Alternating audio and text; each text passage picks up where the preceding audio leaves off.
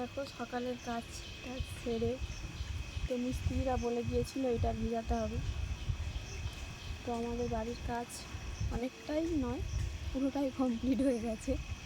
মাথার ছাদটা হয়ে গেছে পাকা। তো ওই দিনে দেখাতে পারি না, অনেক লোকজন খেয়েছিল, তো অনেক কাজের চাপ ছিল। এখনও শরীর খুব খারাপ, ভালো নয়, গা হাত পায়ে ব্যথা। তো ওই জন্যে দেখাতে পারিনি, অনেক লোকজন খেয়েছিল। তো আজকে একটু আসলাম। এইটা নাকি পুরোটা নাকি জল দিয়ে বাঁধিয়ে রাখতে হবে। এখন আপাতত এই পর্যন্ত জল হয়েছে, এখন এইগুলো সব বাকি, এইগুলো বাকি।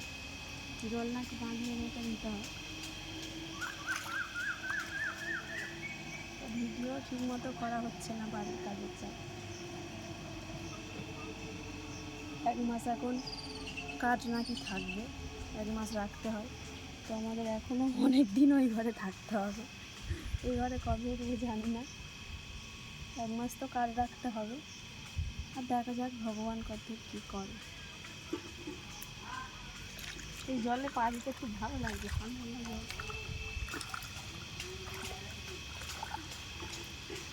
এর মধ্যে এইদিকে জলগুলো একটু গরম গরম, এইদিকে না, এখন অনেক বাচ্চা তবে এই পাশ কেন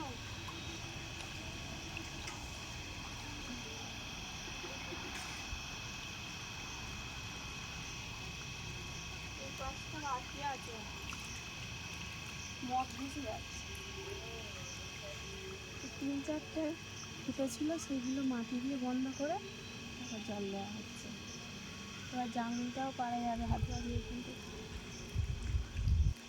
পারলে কী হবে, আমাদের বাড়ি সব পচে।